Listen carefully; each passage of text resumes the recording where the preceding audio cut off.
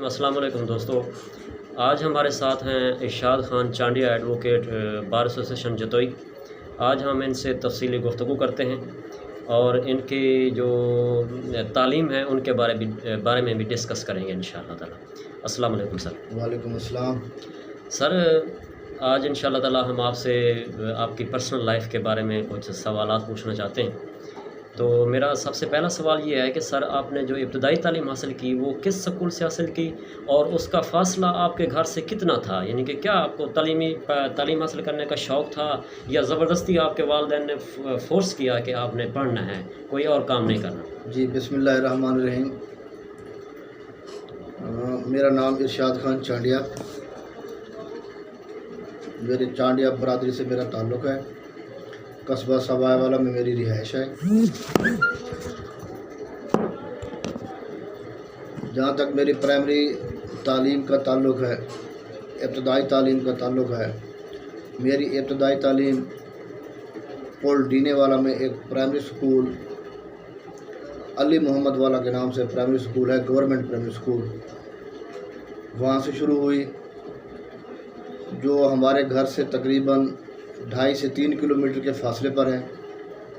मेरे बड़े भाई नियाज़ खान चांडिया साहब वो मुझसे पहले वहाँ पे तालीम हासिल करते थे, तो मैं भी कुछ अर्सा बाद उनके साथ जाया करता था। तकरीबन 2.5 से 3 किलोमीटर का फासला हम पैदल तय करते थे। जब मैं दूसरी तीसरी जमात में गया तो मेरे वालिद साहब सऊदी अरब चले गए थे। हमें छोड़ने और लेने वाला वहाँ से वो कोई ऐसा नहीं था जो हमें वहाँ छोड़ता और हमें वापस ले आता स्कूल से। तो ये 5वीं तक का जो सफ़र है हमने पैदल किया। उसके बाद मिडिल तालीम जो है 6ठी क्लास से मैट्रिक तक जो है मेरी तालीम वो Jatoi boys school high school Jatoi से हुई। तो मैट्रिक मैं 96 में जतोई हाई स्कूल से किया। उसके बाद एफएससी किया government higher secondary school Jatoi से। फिर मैंने बीए किया डिग्री कॉलेज अलीपुर से। उसके बाद मैंने एजुकेशन यूनिवर्सिटी मुल्तान से बीएड की तालीम हासिल की। बीएड की तालीम मैंने एजुकेशन कॉलेज मुल्तान से हासिल की। उसके बाद मैंने मास्टर किया इंग्लिश में और गवर्नमेंट BZU यूनिवर्सिटी मुल्तान से किया मैंने।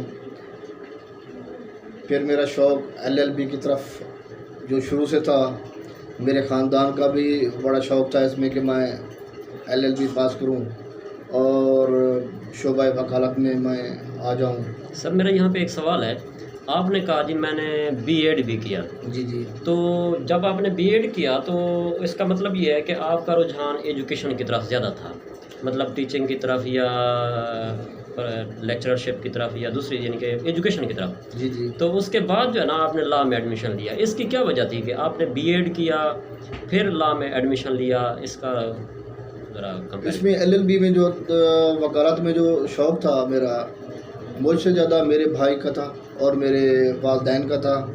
वो मुझे वकील बनाना चाहते थे और इस वजह से जो है ना मेरी वैसे 2005 में मेरी बतौर एजुकेटर सबाई वाला प्राइमरी स्कूल में जो है मेरी जॉब भी हुई थी। तो उसके बाद जिसको मैं ज्वाइन नहीं किया था मैं LLB की तरफ आ गया। मैं उसके बाद वकालत में आपके सामने हूँ, जो भी है वो तो आपके माशाल्लाह सर आपने बड़ी तगदाव की है और कोशिश की है। सर जब आपने वकालत के शोबे को ज्वाइन किया तो इब्तदा में जब आप लाइसेंस लेके आए तो कौन सी कोर्ट में आपने सीखा है, मतलब किसके साथ बैठ के आपने इसको सीखा है? हाँ जी, शुरू में तो मैं पहले मुल्तान में प्रैक्टिस करता था। मुल्तान से तकरीबन 1-1.5 साल मैं मुल्तान में रहा हूँ। फिर उसके बाद मैं जब जतोई में आया तो मेरे कुलीग भी थी, क्लास फेलो भी थे, मलिक सलीम अख्तर खोकर साहब। मैंने उनका दफ्तर ज्वाइन किया तो वहाँ पे मैंने बहुत कुछ सीखा। उसके बाद तकरीबन 2011 में मैं अपने चैम्बर में हस्ब ज़ाब्ता तौर पर आ गया اور مجھے اللہ تعالیٰ نے علیحدہ دفتر دے دیا، تو میں اس میں اپنے لوگوں کی اور دوستوں کی خدمت میں کوشاں ہوں۔ تو شروع میں سر جب آپ کورٹ میں انٹر ہوئے تو کیا مسائل تھے؟ مطلب اتنی فیسلٹیز وغیرہ تھیں کہ آپ کو دفتر مل گیا یا کچھ سال آپ کو انتظار کرنا پڑا اس نہیں، کے شروع لیے؟ میں تو یہ نہیں تھی، شروع میں اس وقت یہ کورس جو تھی تقریباً 2008 میں نئی بنی تھی، تو یہاں پہ جو ہے نا چیمبرز کے لیے مسئلہ تھا، وکلاء کے لیے مسئلہ تھا، بیٹھنے کی جگہ نہیں تھی، دوست جو ہے وہ اپنا کلائنٹ شیڈ میں بیٹھا کرتے تھے، کورٹ روم کے باہر دوست بیٹھا کرتے تھے۔ تو اس میں ایک جج صاحب آئے تھے احمد نعیم خان صاحب، تو اس نے مہربانی کی، اس نے وکلاء پہ جو ہے نا تعاون کیا، وکلاء کے ساتھ انہوں نے بہت اچھا برتاؤ کیا، انہوں نے پرمیشن دی کہ آپ جو ہے نا جو آپ کے چیمبرز الاٹ ہوئے ہیں وہ کورٹ روم اپنا احاطہ کچہری کے اندر ہی انہوں نے ہمیں دوستوں کو چیمبر الاٹ کیے۔ تو اس میں انہوں نے جج صاحب نے، احمد نعیم خان صاحب نے جو ہمارے ڈسٹرکٹ سیشن جج مظفر گڑھ تھے، اس نے ہمیں پرمیشن دی تھی کہ آپ جو ہے نا ایسا کریں، اس کو چھپر بنا لیں فی الحال۔ تو پھر دوستوں نے چھپر بنانے شروع کیے، اب تو الحمدللہ پھر پرمیشن بھی مل گئی، دوستوں نے دفتر بڑے پیارے ماشاءاللہ خوبصورت دفتر بنا لیے ہیں، اور ہمیں بھی 2012 میں دفتر یہ الاٹ ہوا، تو ہم بھی آپ کے بیٹھے ہیں یہاں پہ سامنے اور کر رہے ہیں کام۔ اچھا سر، آپ کا تجربہ کیسا رہا؟ مطلب وکالت میں آ کے آپ نے کیسا محسوس کیا کہ نہیں، یہ کیسا مطلب ہے کہ یہ شعبہ ہے؟ اس کو بہت اچھا شعبہ ہے، نیک نیتی سے کرنا چاہیے۔ یہاں پہ اگر تمہارے دوست جو ہیں اچھے مل جاتے ہیں، اچھے استاد، اچھے کولیگ، اور جب تو آپ کو بھی اچھا ہونا چاہیے، تو میرے خیال میں اس سے اچھا شعبہ اور کوئی نہیں ہے۔ یہاں پہ محنت تھوڑی ضرورت ہوتی ہے شروع میں، تو آپ محنت کریں، محنت کا پھل جو ہے اللہ پاک کی ذات وہ ضرور دیتی ہے، آپ کا نام ہو جاتا ہے، تو اس میں جو ہے آپ سارا کچھ کر سکتے ہیں۔ یہاں پہ شعبہ وکالت میں بہت کچھ ہے، آپ محنت کریں، محنت سے سب کچھ ملتا ہے جہاں بھی جائیں آپ۔ اچھا سر، آج جو ہے نا ہم آپ سے ایک پرسنل لائف کے بارے میں سوال کرنے والا ہوں آپ سے۔ آپ کی جو شادی ہوئی ہے نا سر، وہ ارینج میرج ہے یا لو میرج ہے؟ جی، میری شادی میرے خاندان میں ہوئی ہے، جو کہ ہوئی تو ارینج میرج میں ہے، لیکن اس میں میری خواہش ضرور پوچھی گئی تھی، جو الحمدللہ ٹھیک ہے۔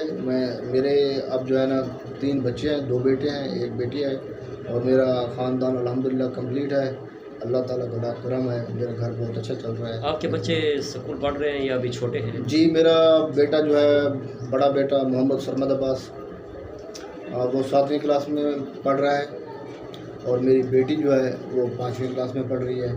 ایک بیٹا چھوٹا ہے محمد سبحان، وہ اسکول نہیں جاتا، اس کی عمر تو خیر 6-7 سال ہے، لیکن تھوڑا سا اس کا پرابلم ہے پیدائشی طور پہ، اللہ خیر کرے گا انشاءاللہ۔ انشاءاللہ سر، ماشاءاللہ آپ کے بچوں نے بھی تعلیم حاصل کرنا شروع کر دی ہے، ہماری دعا ہے کہ انشاءاللہ وہ بھی آپ کی طرح پڑھ لکھ کے اپنا نام بنائیں گے۔